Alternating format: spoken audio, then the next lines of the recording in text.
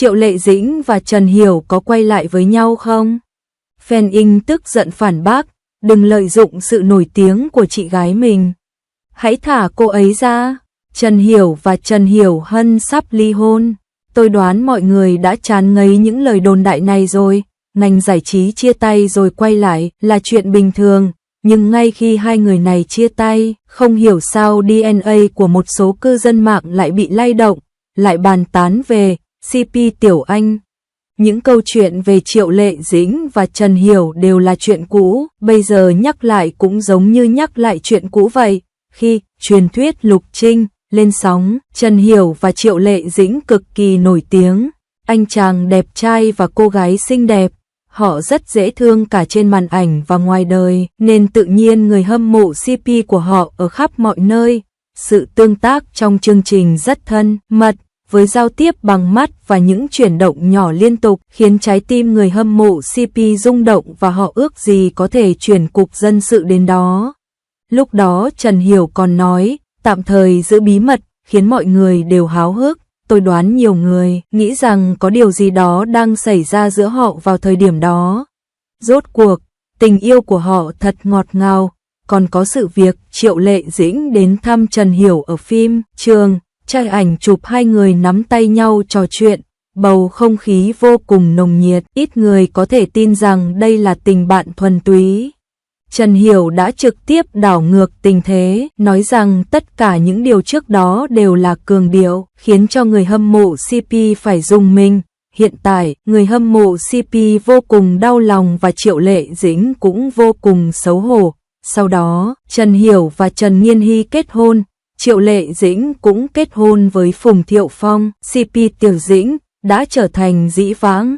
Hiện tại, Trần Hiểu và Trần Nghiên Hy đã ly hôn, một số người hâm mộ CP đã hoạt động trở lại và bắt đầu kêu gọi Tiểu Anh CP, hàn gắn lại mối quan hệ của họ. Tôi nên mô tả hoạt động này như thế nào? Nó giống như việc ăn quá nhiều thịt lợn nấu 2 lần trong Tết Nguyên đán và sau đó lại bỏ qua cháo loãng và các món ăn kèm, nhưng người hâm mộ Triệu Lệ Dĩnh lại không đồng tình. Họ cảm thấy Triệu Lệ Dĩnh đã phải chịu rất nhiều trách nhiệm vì sự thổi phồng của Trần Hiểu. Lúc đó, giờ lại lợi dụng cô thêm lần nữa thì có phần quá đáng. Cô hiện là nữ diễn viên chính, xuất sắc nhất với 2 giải thưởng và sự nghiệp đang phát triển. Tại sao cô lại phải dính líu đến những chuyện trong quá khứ? Hơn nữa, hiện tại danh tiếng của Triệu Lệ Dĩnh và Trần Hiểu không bằng nhau. Cho dù muốn hợp tác cũng có lẽ sẽ rất khó khăn. Giống như một buổi họp lớp tiểu học vậy. Những người bạn từng cùng nhau chơi đùa trong bùn, một người hiện là CEO của một công ty niêm yết, trong khi người kia vẫn đang làm việc tại một siêu thị nhỏ gần nhà. Họ vẫn có thể vui vẻ cùng nhau chứ. Hơn nữa, cảm xúc cũng giống như nước uống, chỉ có bạn mới biết nước nóng hay lạnh. Triệu Lệ Dĩnh hiện đang độc thân và sống một cuộc sống tốt đẹp. Tại sao cô ấy lại phải dính líu đến người yêu cũ? Người hâm mộ cũng rất muốn bảo vệ con gái mình và hy vọng rằng cô bé sẽ không còn bị làm phiền bởi những chuyện tầm thường này nữa. Thậm chí, có người còn lấy cuộc hội ngộ thế kỷ của Vương Phi và Tạ Đình Phong làm ví dụ, cho rằng Triệu Lệ Dĩnh và Trần Hiểu cũng có thể tái hiện kỳ tích này. Ẩn dụ này, tôi nên diễn đạt thế nào nhỉ? Có vẻ không liên quan lắm. Tình hình của Vương Phi và Tạ Đình Phong thế nào? Họ là nữ hoàng âm nhạc và vua nhạc rock và họ có lượng người theo dõi và chủ đề riêng của mình. Mặc dù Triệu Lệ Dĩnh và Trần Hiểu cũng là minh tinh nhưng vẫn kém hơn người khác một chút. Hơn nữa, tình cảm là thứ không thể ép buộc được. Giống như một đôi giày có vừa chân bạn hay không, chỉ có bạn mới biết. Cho dù nó trông đẹp đến thế nào với người khác, nó cũng vô dụng nếu khiến người mặc cảm thấy khó chịu. Người hâm mộ không nên quá phấn khích, người nổi tiếng cũng là con người và có cuộc sống và lựa chọn riêng. Thay vì lo lắng về chuyện tình cảm, tốt hơn là bạn nên quan tâm nhiều hơn đến công việc của họ. Tại sao việc kết thúc một cuộc hôn nhân lại gây ra phản ứng phức tạp như vậy từ công chúng? Trần Hiểu và Trần Nghiên Hy ly hôn, cư dân mạng bày tỏ lòng biết ơn đối với Triệu Lệ Dĩnh vì đã không kết hôn với họ. Đây không chỉ là tin đồn giải trí mà còn là hiện tượng xã hội đáng để chúng ta suy ngẫm. Từ Lữ Trấn đến Thần Điêu Đại Hiệp, từ CP trên màn ảnh đến các cặp đôi ngoài đời thực, những gì chúng ta thấy không chỉ là đời sống tình cảm của những người nổi tiếng, mà còn là sự thấu hiểu và kỳ vọng của xã hội đương đại đối với tình yêu, hôn nhân và trách nhiệm. Khi tin tức về cuộc ly hôn chính thức của Trần Hiểu và Trần Hiểu giống như ném một hòn đá xuống hồ, gây ra hàng ngàn con sóng.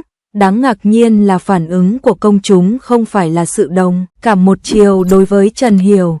Ngược lại, nhiều người còn bày tỏ lòng biết ơn đối với Triệu Lệ Dĩnh vì không kết hôn với cô ấy. Sự vướng mắc cảm xúc phức tạp nào có thể khiến công chúng ăn mừng sự kết thúc của một cuộc hôn nhân theo cách bất thường như vậy? Để trả lời câu hỏi này, chúng ta phải xem xét mối quan hệ yêu ghét gây tranh cãi giữa Trần Hiểu và Triệu Lệ Dĩnh và Trần Nghiên Hy. Sự nghiệp của Triệu Lệ Dĩnh mới bắt đầu cất cánh, nhưng mặc dù cô đã xuất hiện trong nhiều bộ phim truyền hình nhưng vẫn chưa trở nên nổi tiếng. Sự hợp tác của cô với Trần Hiểu đã đánh dấu bước ngoặt lớn trong sự nghiệp diễn xuất của cô. Sự nổi tiếng của truyền thuyết Lục Trinh và Hoàng hậu Như Ý đã khiến Triệu Lệ Dĩnh càng thêm nổi tiếng. Sau khi hợp tác nhiều hơn, hai người dần trở nên rất quen thuộc với nhau. Triệu Lệ Dĩnh cũng nảy sinh tình cảm đặc biệt với Trần Hiểu. Với điểm khởi đầu sự nghiệp và mục tiêu phát triển tương tự, họ có nhiều chủ đề chung. Triệu Lệ Dĩnh, một cô gái quê, hy vọng tìm được một người bạn đời phù hợp và kết hôn càng sớm, càng tốt. Vì thế, Trần Hiểu đã trở thành tâm điểm chú ý của cô. Triệu Lệ Dĩnh có tính cách thẳng thắn, cô rất thẳng thắn khi nói về tình cảm của mình dành cho Trần Hiểu và bày tỏ tình cảm rất nồng nhiệt, nhưng tình cảm của Trần Hiểu đối với cô vẫn luôn mơ hồ. Anh không đồng ý rõ ràng, cũng không từ chối trực tiếp. Các phương tiện truyền thông đã ghi lại những tương tác thân mật giữa hai người trên phim trường nhiều lần. Những cái nắm tay và trao đổi ánh mắt của họ đều tiết lộ những cảm xúc tinh tế giữa họ. Trước ống kính, Triệu Lệ Dĩnh luôn bình tĩnh và tự tin, không ngại ngần chia sẻ về mối quan hệ với Trần Hiểu. Trần Hiểu quen với việc lấy lý do công ty thổi phồng, làm cái cớ và luôn không muốn trực tiếp thừa nhận mối quan hệ này. Trong một cuộc phỏng vấn trên Sina Weibo, người dẫn chương trình đã hỏi trực tiếp về mối quan hệ của họ. Triệu Lệ Dĩnh nhìn Trần Hiểu với vẻ mong đợi, thúc giục anh, đi đi, thể hiện mong muốn công khai mối quan hệ của họ. Tuy nhiên, Trần Hiểu chỉ trả lời mập mờ rằng tạm thời giữ bí mật. Thái độ mập mờ này không chỉ khiến Triệu Lệ Dĩnh thất vọng mà còn khiến nhiều khán giả đặt câu hỏi về trách nhiệm của anh.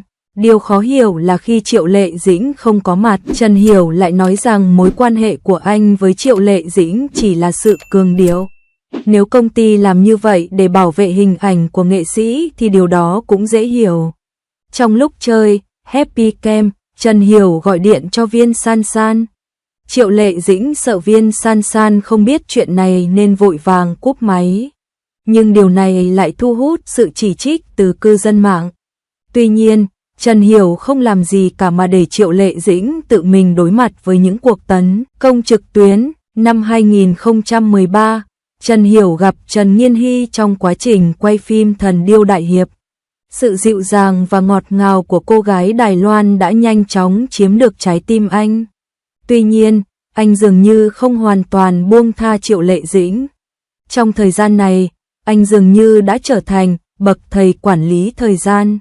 Một mặt, anh công khai bày tỏ tình cảm với Triệu Lệ Dĩnh trên Internet. Mặt khác, anh bảo vệ Trần Nghiên Hy khỏi sự tấn công của người hâm mộ da đen. Hành vi hai mặt này khiến khán giả bối rối. Trần Hiểu và Trần Nghiên Hy đã nhanh chóng kết hôn sau khi công khai mối quan hệ. Điều thú vị là Trần Hiểu đã thích bài đăng trên Weibo của Triệu Lệ Dĩnh, trong khi Triệu Lệ Dĩnh đã bỏ theo dõi ba nghệ sĩ chúc mừng Trần Hiểu. Một nghệ sĩ thậm chí còn tiết lộ rằng Trần Hiểu và Triệu Lệ Dĩnh thực sự đã từng hẹn hò trước đây, nhưng cuối cùng đã chia tay trong hòa bình vì tính cách không hợp nhau. Tuy nhiên, sau đó, hai người gần như ngừng tương tác. Ngay cả sau khi con trai của Trần Hiểu chào đời, Triệu Lệ Dĩnh cũng đã bỏ theo dõi Trần Hiểu trên Weibo. Những hành động này dường như ám chỉ rằng cuộc chia tay giữa hai người không chỉ đơn giản là trong hòa bình. Sau khi Trần Hiểu kết hôn, dường như anh không còn tình cảm như trước nữa. Trần Nghiên Hy đã bày tỏ sự không hài lòng về cuộc hôn nhân của mình trong nhiều chương trình truyền hình. Cô nói rằng cô cảm thấy Trần Hiểu lạnh lùng với cô sau khi kết hôn và thậm chí còn quên cả sinh nhật của cô. Có thông tin cho biết Trần Hiểu và Trần Hiểu đã chia tay. Trần Hiểu đã lạnh nhạt với Trần Hiểu và xóa thông tin liên lạc của cô. Michelle Chen chỉ có thể gặp Chen Xiao bằng cách đến gặp đoàn làm phim của anh ấy và hai người chỉ có thể giao tiếp thông qua nhân viên. Điều này hoàn toàn trái ngược với thái độ thờ ơ trước đây của Trần Hiểu khi Triệu Lệ Dĩnh bị tấn công trực tuyến, và càng làm nổi bật thêm sự thiếu tinh thần trách nhiệm của anh. Nhìn vào hình ảnh này, có lẽ nhiều người sẽ cảm thấy thương cho Trần Mễ Tuyết, một cô gái hiền lành, tốt bụng nhưng lại bị đối xử như vậy trong cuộc hôn nhân của mình. Đồng thời, chúng ta cũng sẽ hiểu rõ hơn về lòng biết ơn của công chúng đối với Triệu Lệ Dĩnh vì đã không kết hôn với cô. Ông xã của Triệu Lệ Dĩnh, Phùng Thiệu Phong, sau khi kết hôn có vẻ ổn định và có trách nhiệm hơn, trái ngược hoàn toàn với Trần Hiểu. Tình yêu của Phùng Thiệu Phong dành cho Triệu Lệ Dĩnh rất rõ ràng và trực tiếp, trái ngược với sự mơ hồ của Trần Hiểu. Trần Hiểu luôn do dự trong các mối quan hệ, có lẽ vì anh luôn tìm kiếm một người bạn đời hoàn hảo. Lúc đầu, anh bị thu hút bởi vẻ đẹp và sự nổi tiếng của Triệu Lệ Dĩnh, nhưng khi đối mặt với trách nhiệm, anh lại tỏ ra rụt rè. Sau này, anh cảm động trước sự dịu dàng của Trần Nghiên Hy, nhưng sau khi kết hôn, anh mới phát hiện cô không phải là người anh thực sự muốn.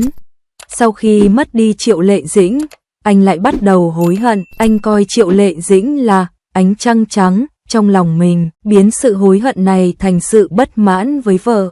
Câu chuyện của Trần Hiểu, Triệu Lệ Dĩnh và Trần Nghiên Hy phản ánh sự bối rối và thiếu chín chắn của một số người trong các mối quan hệ. Mọi người đều nên sáng suốt trong các mối quan hệ, tìm được người bạn đời thực sự phù hợp và tự gánh vác trách nhiệm của mình.